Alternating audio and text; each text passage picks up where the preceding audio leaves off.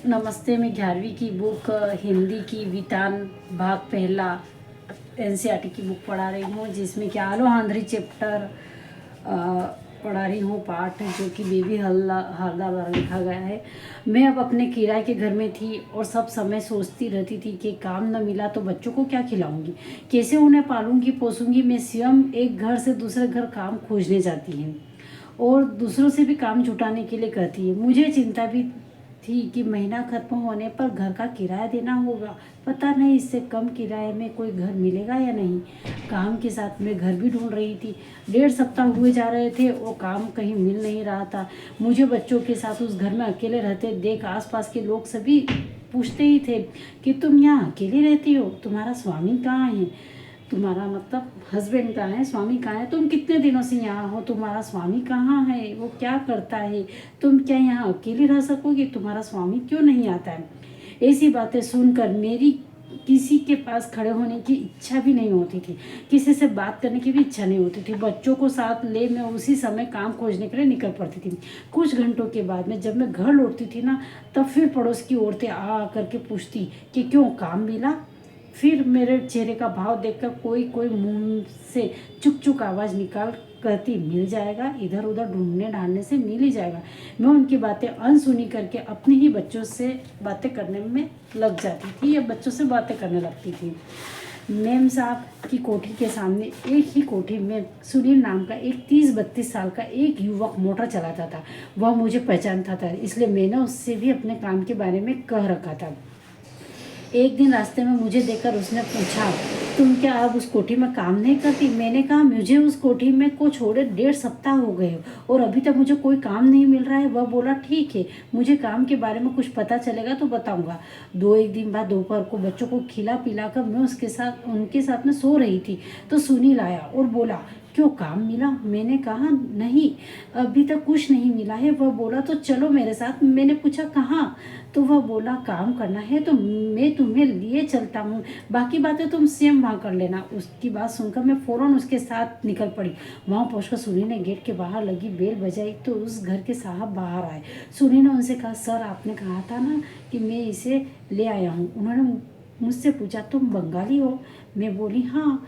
इसके बाद काम के बारे में बातें हुई और उन्होंने कहा, देखो, यहाँ जो औरत काम करती है उसे मैं 800 रुपये देता हूँ। तुम्हारे पैसे के बारे में मैं तुम्हारा काम देख कर ही बताऊँगा कि तुमको कितने पैसे देने चाहिए। इस तरह से मैं बोली, ठीक है, यहाँ कितने बजे आना है, आने से ठीक होगा। तो उन्होंने कहा कि तुम जितनी जल्दी आ सको, क्योंकि मैं तो बहुत सवेरे ही उठता हूँ।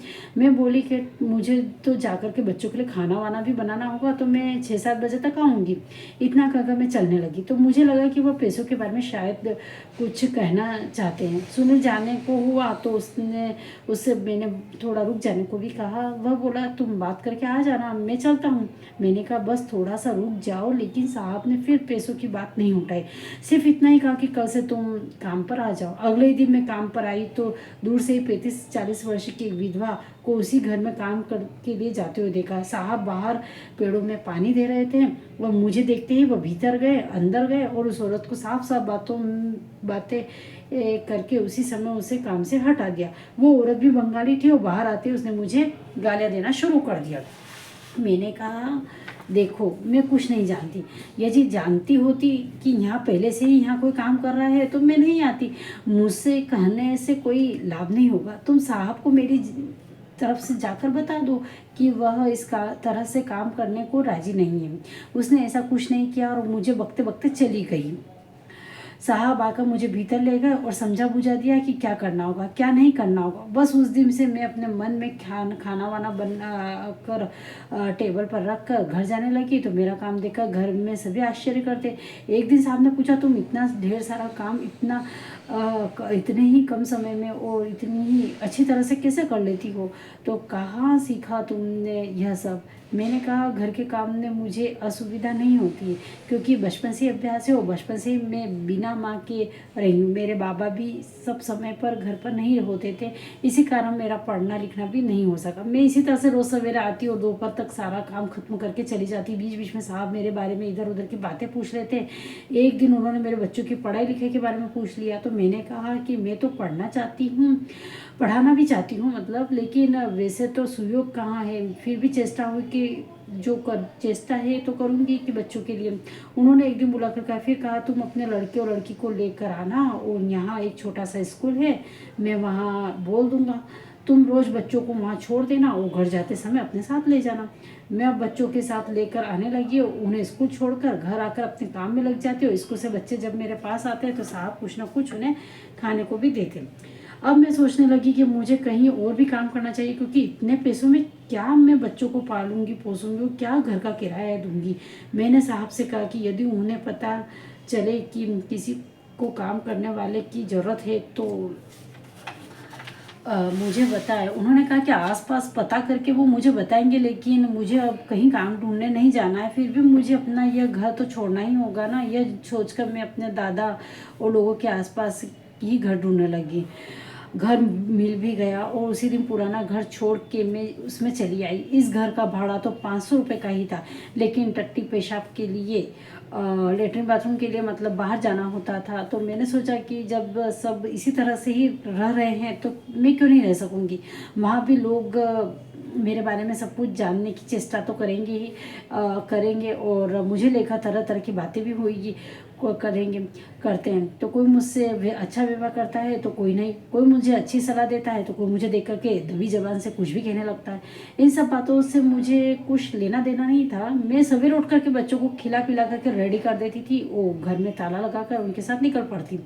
मैं एक ही कोठी में काम करते, कैसे अपने काम चलाऊंगी, कैसे घर का किराया दूंगी, इस बात को लेकर लोग आपस में खूब बातें करते थे। मैं स्वयं भी चिंतित रहती थी कि मुझे 2-1 कोठियों से काम नहीं मिला तो पैसों में गुजारा कैसे होगा। मैं रोज़ साहब से पूछती कि किसी से उन्होंने काम के बारे में या कुछ बताया क्या। वह मेरा प्रश्न का कोई बात नहीं करते और टाल देते, लेकिन उन्हें देखकर मुझे लगता था कि जैसे वह नहीं चाहते कि मैं कहीं और भी काम करूं।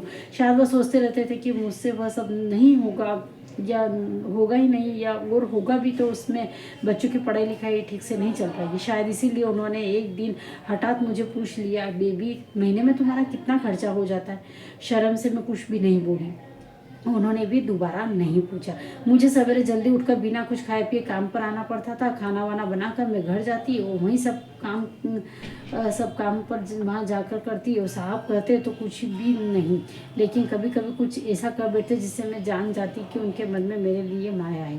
सवेरे उनके काम जाने पर भी कभी देखती थी कि वह बर्तन पोंछ रहे हैं, कभी उन्हें झाड़ू लेकर जाले ढूंढते देखती। मैं पूछती कि उन्हें यह सब करने की क्या दरकार है, तो वह इधर उधर का कोई बहाना बनाकर बात में टाल देते। उनके यहाँ काम करने में मुझे बहुत सुख मिलता। वहाँ कोई भी मेरा काम को लेकर कुछ नहीं कहता, कोई यह तक नहीं देखता कि मैं कुछ कर रही हूँ या नहीं। मुझे सवेरे देखते ही साहब का चेहरा खिल उठता, लेकिन वह बोलते कुछ नहीं।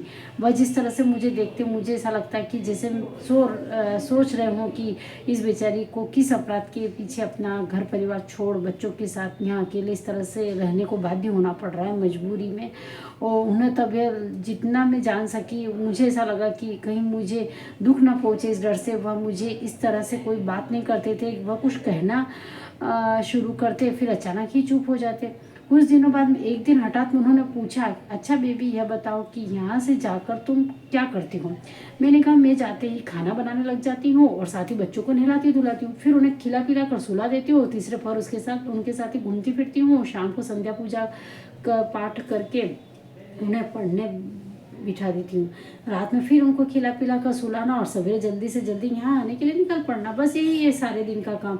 वो बोले अच्छा फिर तो जो तुम काम और ढूंढ रही हो उसके लिए तो तुम्हें समय कहाँ से मिलेगा। मैं बोली इसी में से निकालना होगा, और नहीं तो क्या, बिना किए कोई और चारा भी तो नहीं है। इस पर उन्होंने कहा देखो यदि मैं तुम्हारी कुछ मदद कर दूं तब तो तुम कहीं वो काम नहीं करोगी ना। उनकी बात सुन के मैं सोचने लगी कि वह मेरा कितना ख्याल रखते हैं, कितना मुझे चाहते हैं। उन्होंने फिर पूछा क्यों क्या हुआ, तुमने कुछ बताया नहीं, क्या सोच रही हो। मैं बस कुछ भी तो नहीं कहकर चुप हो गई। उन्होंने कहा देखो बेबी तुम समझो कि मैं तुम्हारा बाप भाई माँ बंधु सब कुछ हूँ। ये कभी मत सोचना कि यहाँ तुम्हारा कोई नहीं है। तुम अपनी सारी बातें मुझे साफ साफ बता सकती हो, मुझे बिल्कुल भी बुरा नहीं लगेगा। थोड़ा रुक कर उन्होंने फिर कहा देखो मेरे बच्चे मुझे तातुश कहते हैं, तुम भी मुझे वही कहकर बुला सकती हूँ। उस दिन मैं उन्हें तातुश कहने लगी और मैं तातुश कहकर उन्हें बुलाती तो बहुत खुश होते और कहते तुम मेरी लड़की जैसी हो, मैं इस घर की लड़की ही हो, कभी मत सोचना कि तुम पराई हो। वहाँ कोई भी मेरे साथ पराये जैसा व्यवहार नहीं करता। तातुश के 3 लड़के थे, उस समय तक मैंने एक ही को देखा था और वहाँ उनका सबसे छोटा लड़का था, उसके मुंह में जैसे जबान ही नहीं थी। मैं किचन से काम कर रही होती तब भी चाय बनाने के लिए मुझसे न कहकर वह स्वयं अपनी चाय बना लेता। उसकी आदत थी कम बोलने की, मुझसे तो क्या वह किसी से भी ज़्यादा बात नहीं करता था। तातुश ने एक दिन बताया कि उसका बड़ा लड़का आ रहा है तो उन्होंने कहा कि मेरा बड़ा लड़का तो मानो तुम्हारे बड़ा भाई। तातुश की इस तरह की बातें सुनकर मुझे बहुत अच्छा लगता था। मैं सोचती थी कि सचमुच ही वह मुझे बहुत चाहते हैं। एक दिन बाद मैं सवेरे काम कर रही थी तो तातुश ने बुलाकर कहा, बेबी तुमने क्या घर बदल दिया है? मैंने हाँ कहा तो वह बोले कि तुमने घर बदला है और मुझे बताया तक नहीं। मुझे चुप देख करके उन्होंने कहा, यहाँ तुमने ठीक नहीं किया, यह तुमने ठीक नहीं किया बेबी। मैंने सोचा सचमुच ही मुझसे भूल हुई है, एक बार बताना तो चाहिए ही था, लेकिन मेरे मन में न बताने से उनको जो दुख हुआ ये तो मालूम पड़ ही रहा था। लेकिन यह समझ में नहीं आया कि उन्हें पता कैसे चला। स्वयं उन्होंने यह कहकर बात साफ कर दी कि सुनील ने उन्हें बताया था। मैं अभी सोच ही रही थी कि सुनील को कहाँ से पता चला होगा कि तातुश ने फिर कहा, सुनील तुमसे मिलने तुम्हारे पुराने घर गया था, वहाँ तुम्हें न देख करके उसने आसपास के लोगों से पूछा और पता चला कि तुम कहीं और चली गई हो। तातुश ने आगे बताया कि सवेरे वह दूध लेने गए थे तो वहाँ सुनील मिला था और उन्हें देखकर सुनील ने पूछा, बेबी क्या वह अब आपके यहाँ काम नहीं करती है? तो तातुश के पूछने पर कि वह ऐसा क्यों सोच रहा है तो सुनी ने कहा कि बेबी अब वहाँ नहीं रहती है जहाँ पहले रहती थी, इसलिए मैंने सोचा कि शायद अब वह आपके पास नहीं है। तातुश मुझसे बोले, सुनी नहीं बताता तो मुझे पता ही नहीं चलता। मुझे सुनकर बहुत बुरा लगा। मैंने सोचा सचमुच मुझसे अन्याय हुआ। वह थोड़ी देर मेरे चेहरे की ओर देखते रहे, फिर पूछा, अभी भी जब मैंने तुम्हें बुलाया तो तुम क्या कर रही थी? मैं बोली, ऊपर डस्टिंग कर रही थी। वह बोले, तो जाओ अपना काम करो। मैं डस्टिंग करने ऊपर चली गई। वहाँ एक कमरे में 3 अलमारियाँ की किताबों से भरी थी। उन्हें देखकर हमेशा मेरे मन में यह बात उठती कि उन्हें कौन पढ़ता होगा। उनमें बांग्ला की भी काफ़ी किताबें थी। कभी कभी तो मैं 1-2 किताबें खोल कर देखती भी। और एक दिन मैं उसी कमरे में डस्टिंग कर रही थी कि तातुश वहाँ पहुँच गया। उन्होंने देखा कि मैं बांग्ला की कोई किताब उलट पुलट कर ही रही हूँ। तो उस दिन उन्होंने मुझसे कुछ नहीं कहा और अगले दिन जब मैं सवेरे काम पर आई तो चाय बनाकर उन्हें देने लगी तो उन्होंने पूछा कि तुम कुछ पढ़ना लिखना जानती हो? सुनकर मैं मन में मस्त सोच कर ही रह गई और एक ऊपरी हंसी हंस कर जाने लगी। तो उन्होंने फिर पूछा, क्या बिल्कुल भी नहीं जानती? मैं बोली, झूठ क्यों कहूँ, एकदम नहीं जानती। लेकिन वह जानता नहीं कि वह बराबरी ही है। तब उन्होंने मुझे पूछा कि फिर भी कहाँ तक पढ़ी हो? मैं बोली, 6ठी 7वीं तक हूँ। उतनी पढ़ाई किस काम की है? मुझे लगा कि मेरी बात सुनकर तातुश कुछ सोचने लगेंगे। उस दिन उन्होंने फिर कुछ और नहीं कहा। अगले दिन मैं आई तो मुझे देखकर हंसने लगे। वैसे भी उनके चेहरे पर सब समय हंसी रहती थी, लेकिन देखकर ऐसा लगता था कि उनके मन में गुस्सा है भी कि नहीं। बोलते भी तो वह बहुत आहिस्ता आहिस्ता थे। उन्हें देखकर मुझे भी श्री रामकृष्ण याद आ जाते थे कि मैं उनसे बात करने लगती। फिर वहाँ से उठने की मेरी इच्छा ही नहीं होती। एक बार तो बातें शुरू हुई तो वह इधर उधर की न जाने कितनी बातें मुझसे बताने लग जाते थे।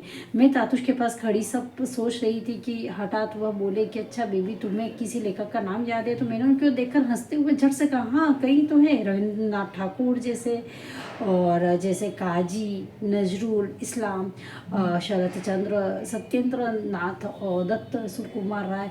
मैंने इन लोगों के नाम लिए तो पता नहीं क्यों तातुश मेरे सिर पर हाथ रखकर मुझे आश्चर्य से ऐसे देखने लगे जैसे उन्हें विश्वास नहीं हो रहा है कि कुछ समय बाद वह मुझे बोले कि तुम्हें लिखने पढ़ने का शौक है? मैंने कहा, शौक होने से भी क्या, लिखना पढ़ना तो अब होने से रहा।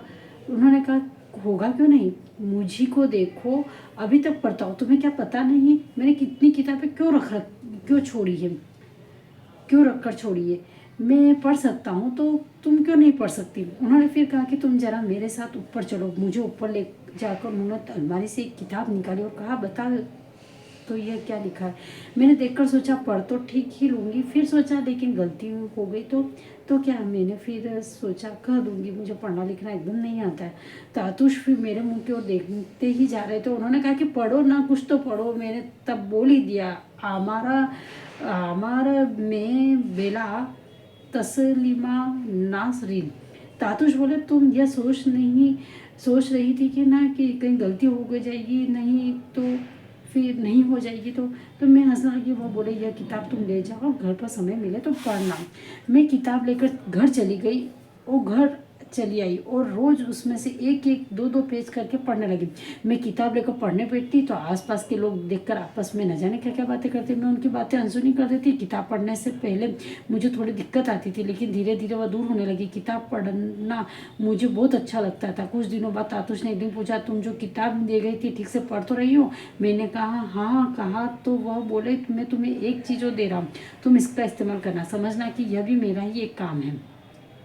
मैंने पूछा कौन सी चीज़? तातुश ने अपनी लिखने की टेबल से के ड्रॉर से एक पेन और कॉपी निकाली और बोले, इस कॉपी में तुम लिखने को तुम अपनी जीवन कहानी भी लिख सकती हो। होश संभालने के बाद से अब तक की जितनी भी बातें तुम्हें याद आए सब इस कॉपी में रोज थोड़ा थोड़ा लिखना। पेन और कॉपी हाथ में लिए मैं सोचने लगी, इसका तो कोई ठिकाना नहीं कि जो लिखूंगी वह कितना गलत या सही होगा। तातुश ने कहा, क्यों, क्या हुआ, क्या सोचने लगी? मैं चौक में पड़ी, फिर बोली, सोच रही थी कि लिख सकोगी या नहीं।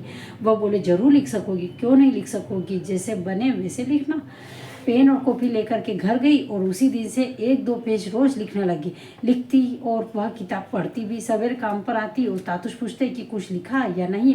यदि मैं हाँ कहती तो वो बहुत ही खुश होते और कहते कि तुम यदि रोज लिखोगी ना तो मैं तुम्हें और भी प्यार करूँगा। किसी किसी दिन लिखते पढ़ते इतनी रात हो जाती कि तब तक आसपास के लोग एक दिन सो भी चुके होते थे। नींद टूटने पर देखते कि मैं जगी हुई हूँ तो सवेरे कोई ना कोई पूछ बैठता कि बताओ तुम इतना क्या लिखती पढ़ती रहती हो। मैं कहती हूँ कि कुछ भी तो नहीं, मुझे तो उन लोगों की बातें अच्छी नहीं लगती। फिर वहाँ कुछ अन्य सुविधाएं भी थी जिनके कारण मैं अपना भाड़े का घर छोड़ना चाहती थी। सब समय में यही सोचा करती थी कि उससे अच्छी जगह कहाँ मिल सकती है। वहाँ पानी की असुविधा थी, वहाँ बाथरूम की असुविधा भी थी। 4 घरों के बीच बाथरूम एक ही था। सवेरे कोई पेशाब के लिए उसमें घुसता तो दूसरों उसमें घुसने के लिए बाहर खड़ा रहता। टट्टी के लिए बाहर जाना पड़ता था, लेकिन वहाँ भी चैन से कोई टट्टी नहीं कर सकता था क्योंकि सुअर पीछे से आकर तंग करना शुरू कर देते। लड़के लड़कियाँ बुढ़े बूढ़े सभी हाथ में पानी की बोतल ले टट्टी के लिए बाहर जाते। अब मैं वहाँ बोतल संभाले या सुअर संभाले, मुझे तो यह देखकर सुनकर भी बहुत खराब लगता। लड़कियों को हाथ में बोतल लिए जाते मैंने इससे पहले कभी नहीं देखा था। तातुश ने मुझसे पहले ही पूछा था, तुम जहाँ रहती हो वहाँ कोई बाथरूम है कि नहीं? ऊपर एक बाथरूम है, तुम चाहो तो वहीं से ही नहा धोकर निपट सकती हो। उस दिन मैं वहीं सब करने के बाद घर जाती। किसी किसी दिन घर पहुंचने में देर हो जाती तो मकान मालिक की स्त्री पूछने चली आती कि इतनी देर क्यों हुई है। तो कभी कभी वह यह भी जानना चाहती थी कि मैं कहाँ गई थी। उसकी बातें सुनकर मुझे बहुत गुस्सा आता। मैं सोचती थी कि यह भी कोई बात हुई, मैं सारा दिन काम करूं और लौटूं तो बेमतलब की बातें सुनने को मिले। मैं क्या किसी की बंधी हुई हूँ क्या किसी के उसमें? वह सब सुनना पड़ेगा। घर का भाड़ा देने में तो मैं नागा नहीं करती तो फिर मेरे कहीं जाने पर इन लोगों को इतना दर्द क्यों होता है? और मैं जाती भी हूँ तो कब थी, समय ही कहाँ था मेरे पास। काम करके लौटती तो लिखना पढ़ने बैठ जाती थी। कभी कभी सविता के से जरूर मिल जाती। वह मेरी एक पुरानी कोठी की सहेली थी। उसके यहाँ लौटने से कभी देर हो जाती तो सभी मुझे ऐसे देखते जैसे मैं कोई अपराध कर रही हूँ। बाजार हाट करने के लिए जाना होता तो बूढ़ी मकान मालिक की स्त्री कहती, जहाँ कहाँ जाती हो, रोज रोज तेरा स्वामी है ही नहीं, तू तो अकेली ही है, तुझे इतना घूमने घामने की क्या दरकार? मैं सोचती कि मेरा स्वामी मेरे साथ नहीं है तो क्या मैं कहीं घूम फिर भी नहीं सकती क्या? वो फिर उसका साथ में रहना भी तो न रहने जैसा ही है। उसके साथ रह कर भी क्या मुझे शांति मिलेगी? उसके होते हुए भी पाड़े लोगों की क्या क्या बातें मैंने नहीं सुनी। जब उसी ने उन बातों को लेकर उनसे कभी कुछ नहीं कहा तो मैं आंख मुंह बंद किए चुप ना रह जाती तो क्या करती? जब मेरे स्वामी के सामने वहाँ के लोगों के मुंह की बंद नहीं होते तो यहाँ तो बच्चों को लेकर मैं अकेली थी। यहाँ तो वैसी बातें और भी सुननी पड़ती। मैं काम पर आती जाती तो आसपास के लोग एक दूसरे को बताते कि इस लड़की का स्वामी यहाँ नहीं रहता है, यह अकेली ही भाड़े के घर में बच्चों के साथ रहती है। दूसरों के लोग यह सुनकर मुझसे छेड़खानी करना चाहते थे और वे मुझसे बातें करने की भी चेष्टा करते थे, कोशिश करते थे। पानी पीने के बहाने मेरे घर आ जाते और मैं अपने लड़के से उन्हें पानी पिलाने को कह के कोई बहाना बनाकर बाहर निकल जाती। इसी तरह से मैं जब बच्चों के साथ कहीं जा रही होती ना तो लोग ज़बरदस्ती न जाने कितनी ही तरह की बातें करते। वो कितनी सीटियाँ मारते, कितने ही ताने मारते, लेकिन मुझे कोई फ़र्क नहीं पड़ता। मैं उनसे बचकर निकल जाती। तातुश के यहाँ जहाँ पहुँचती तो माँ बताते हैं कि उनके किसी बंधु ने उनसे मेरी पढ़ाई लिखाई के बारे में पूछा है, तो खुशी में मैं वह सब भूल जाती। तो रास्ते में मेरे साथ घटता, तातुश के कुछ बंधु कोलकाता और दिल्ली में थे, और जिन्हें वह मेरे पढ़ने लिखने के बारे में बताते रहते थे। वे लोग भी चिट्ठियाँ लिखकर या फ़ोन पर तातुश से मेरे संबंध में जब तब पूछते रहते थे। एक दिन मैं घर में बैठी अपने बच्चों से बातें कर रही थी कि तभी मकान मालिक का बड़ा लड़का आकर दरवाजे पर खड़ा होगा, और मैंने उनसे बात कर बैठने को कहा तो बस वह बैठा तो उठने का नाम ही न ले। उसने बातें चालू की तो लगा कि वे कभी ख़त्म नहीं होगी। उसकी बातें ऐसी थी कि जवाब देने में मुझे शर्म आ रही थी। मैं उससे वहाँ से चले जाने को भी नहीं कर पा रही थी, और स्वयं भी बाहर नहीं जा सकती थी, क्योंकि वो दरवाजे पर ऐसा बैठा था कि उसकी बगल से निकला ही नहीं जा सकता था। मैं समझ नहीं रही थी कि वह क्या कहना चाह रहा है। ऐसे में उसकी बातों को मैं अनसुना न करती तो क्या करती। मैंने सोचा अब मेरा भला इसी में है कि इस घर को भी जल्दी से जल्दी छोड़ दूँ। उसकी बातों में यह साफ हो गया कि मैं यदि उसके कहने पर चलूँगी तब तो उस घर में रह न सकूँगी।